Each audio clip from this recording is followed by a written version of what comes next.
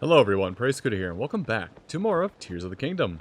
Last time, we found the Lucky Clover Gazette and kicked off the last of the 4 long-running quests I wanted to get handled.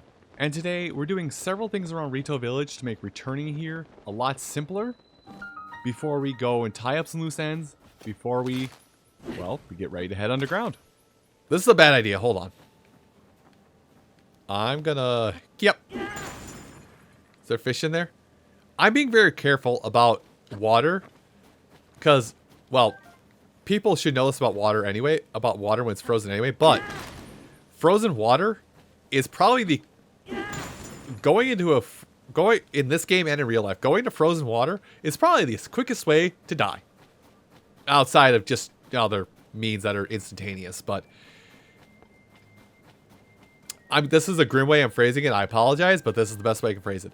Outside of ways that just instantaneously you off the market, this going into freezing water as such is probably one of the more painful ways to be done with life. Because you freeze yourself down to the bone, down to the marrow, down to your very core, lose all sense of feeling. And before you know it, game over, man.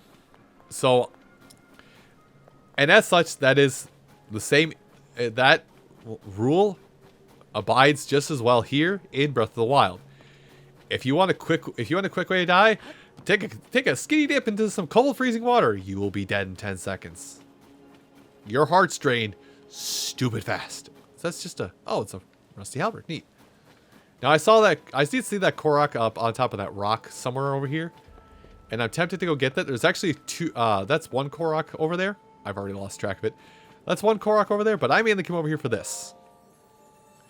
I'm here for this statue right now because this particular statue works as a blessing shrine. So I'm going to use it to, we're actually going to invest in stamina vessels.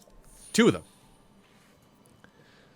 Contrary to what I've done in the past playthrough Breath of the Wild, where I kind of spread out my uses of stamina and health, I'm going to focus on stamina to start off with, just because of how we're going to go through the game. It will make everything easier for both of us. But I will also tell you, in order to finish, I gotta be careful here. In order to finish most major quests in this game, finish most major quests is how I'm going to word this. You are going to want 2 full stamina wheels, bare minimum. So I'm going to try and bull rush. Well, we're pretty much done finding shrines for the time being. So we're done upgrading our stamina for the time being. But you're going to want to bullheadedly rush for stamina wheels for now. And, oh, hey, that's exactly what I wanted to see. You're going to want to bullhead rush those stamina wheels for now. But once you get 2 full stamina wheels, I'm going to suggest getting hearts until you have a full row of hearts. And then we'll go back to our whole couple things of hearts, couple things, and then a thing of stamina. And ping pong back and forth. I will prioritize stamina. I'll prioritize stamina over hearts in the long run. So, just so you have a point of reference. I didn't talk about that on the loading screen. I could probably talk about that once we're done with the shrine. Ride the winds. So, wind... Also looking down really quick. Wind in shrines and large collections of winds in shrines will function a little different than it does everywhere else.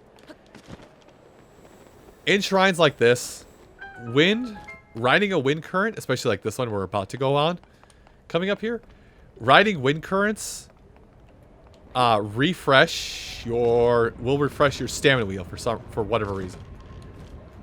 Now I'm being very careful with where I go because I think, oh no, it's not around the outside of the next room. Never mind. Just take the hit. Oh, we can go right through. Hey, how's it going, buddy? And over here and sharpshoot him. Or I guess it doesn't. Never mind. I thought riding the wind in these shrines actually recovered your stamina. Okay, I thought they would have had I thought they would have had things hiding in the on the roof. But anyway. Bullseye that man. Hey, wait. I didn't bullseye that man's. Now I bullseye that man's.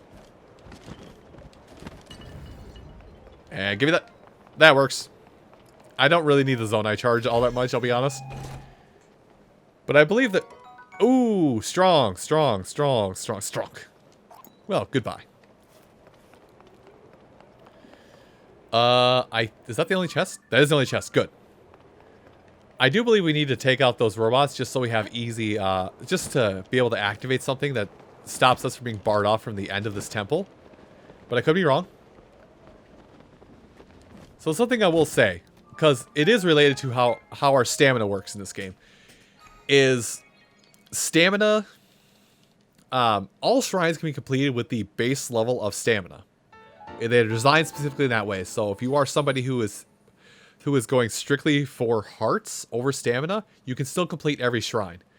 The additional stamina wheels, though, will help us just get through shrines without having to stop and catch our breath more often.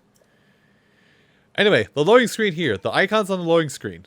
I may screenshot this, but basically in order, it's a status screen as well for what you've done. In order, you have hearts, stamina, Zonai charge, lights of blessings on your person, shrines completed, Lightroots, Korok Seeds, and rupees. And now with that done, come over here. Come over here and pick this up. That's a Korok Seed that I will always remember because I see this Korok constantly because I warp here. Constantly. Now as such, this down. No, I don't want to be on myself. I want to be right next to myself. I can't zoom in anymore.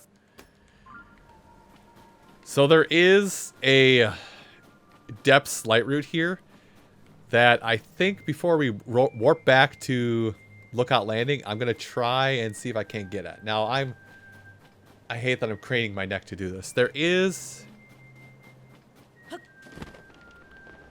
a very obvious entrance. I'm probably going to warp around to do this, but there is an obvious entrance there that will help us get there. That's not it. Don't worry. I can warp back up before I plummet to my death, but there is, well, for one, freezing water, but there is an opening somewhere around here. Okay, yeah. There are 5 total Lightroots in the entirety of this game that you have to go down a specific hole in order to get access to their corresponding thing. Also, I was supposed to go straight north. I'm remembering now, because this is one of the last Lightroots I got in the game naturally. Don't worry, I'll find it eventually. Yeah. This is one of the last Lightroots I found, though it is kind of makes sense in the overarching story, so to say, but I'm still going to hold off on explaining my reasoning. All I remember now is you want to head straight south. South. I'm geographically challenged, by the way. I am very geographically challenged. Head south. Oh, there it is. Yeah, relook at this. I was about to say, if I can't find it this time, I'll cut away this time. But yeah, we wanted to find this hole in the wall because this does lead underground to a Lightroot. That is the Lightroot that's going to be at the bottom of this hole is one of 5 that are just basically impossible to get to the way we're going to explore the map normally. But I'm coming down here this way also. Hold on.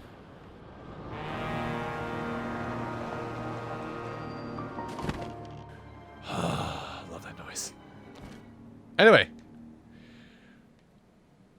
So I'm going to pick these up now while I'm standing here. Now, at this point, we've seen, a like. We've seen something kind of unnerving, but we've seen a like. I'm using this as a point, as talking point right now, to emphasize something that's in this game that I want to make sure I talk about.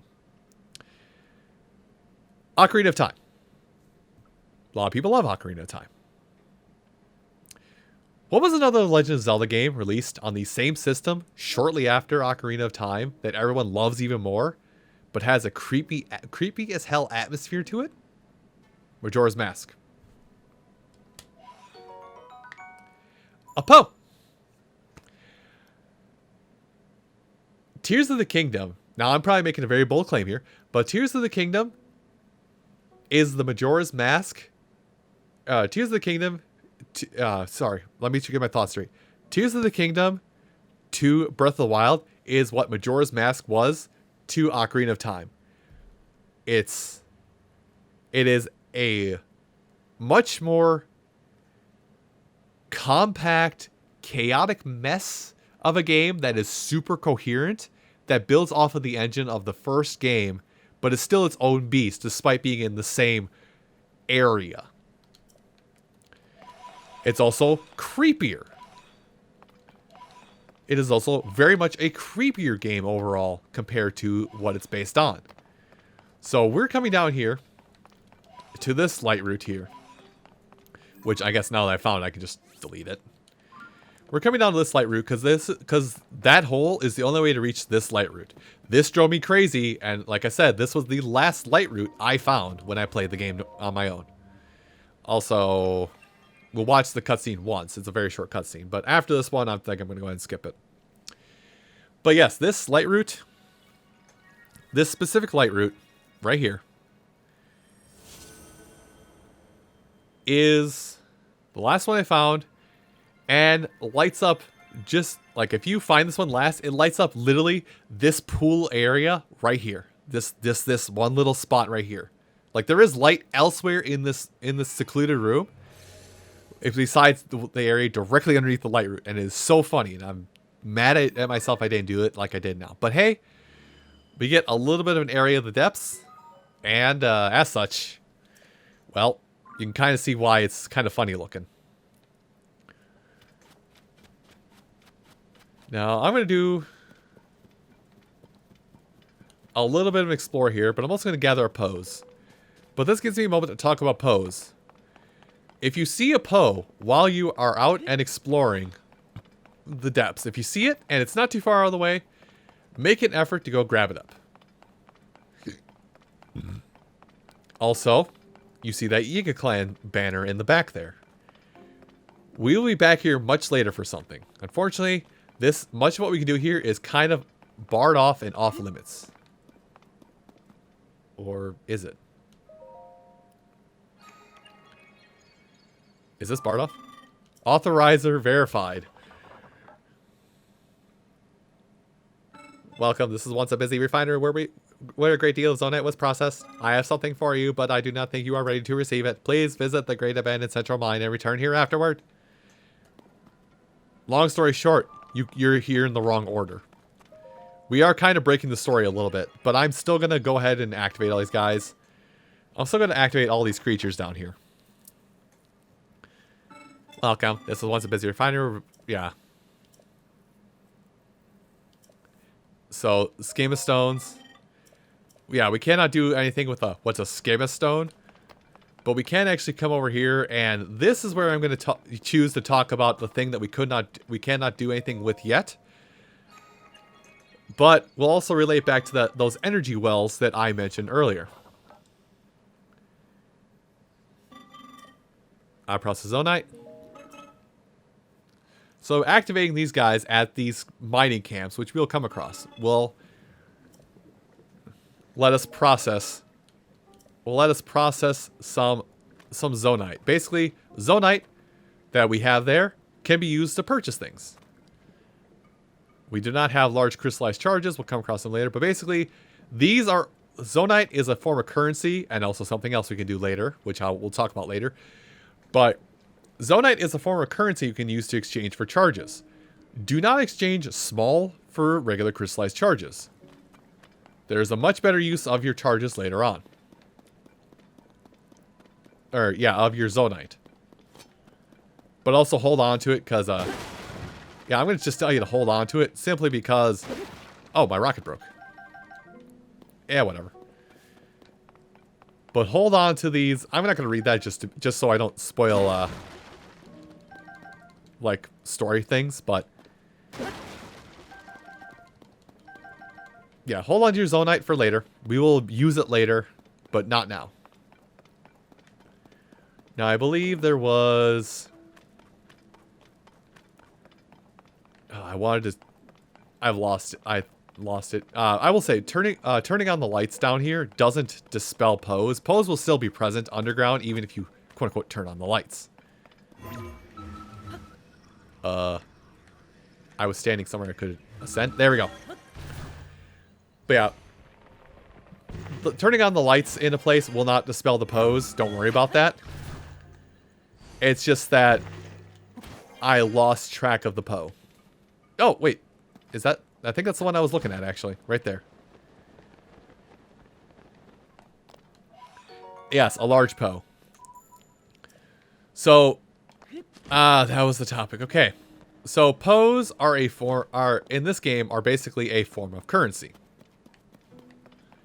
What the currency is, we will find out in due time. Also, there is nothing to do with that machine right now. Though that is a cool machine. I will tell you, that is actually a very handy machine for something.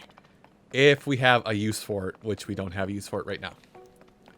I'm dilly-dallying around this area a little longer than I should be. We're effectively almost done doing all the planning I need to do before we just live down here. But I want to take one last lap around here for any special materials, and mainly for Poes, before we head back to Lookout Landing to confirm a few things and also to get started on our quest, so to say. Smoke. Ooh.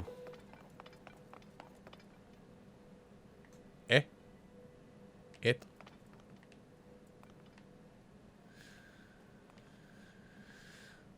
Bro got flabbergasted by that one. Okay.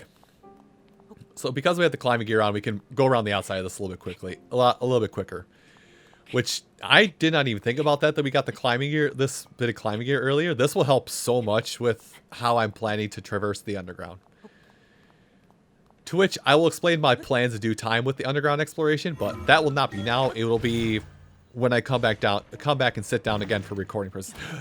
Yes, the final one. Also, can we take pictures of that? I did not think of this till now. Can I take pictures of this? Can I take pictures? No, cannot.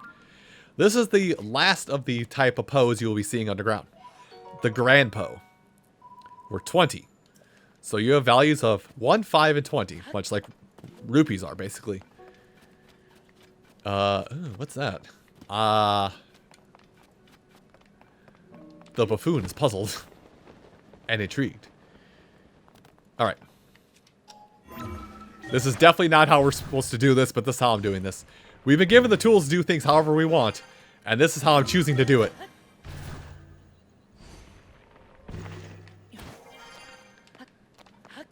So this... Oh, hey! There's charges up here. Hooray for singular crystallized charges. Just left up here on top. Neat. Large crystallized charge. Good. Well, we have our charges, so we could... So we're 20.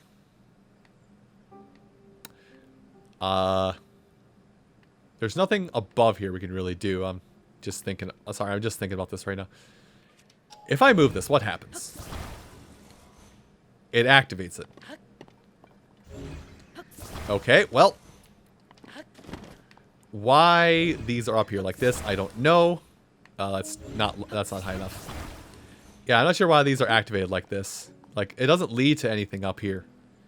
Other than maybe the way back out if you want to head back out. But anyway, we're done here.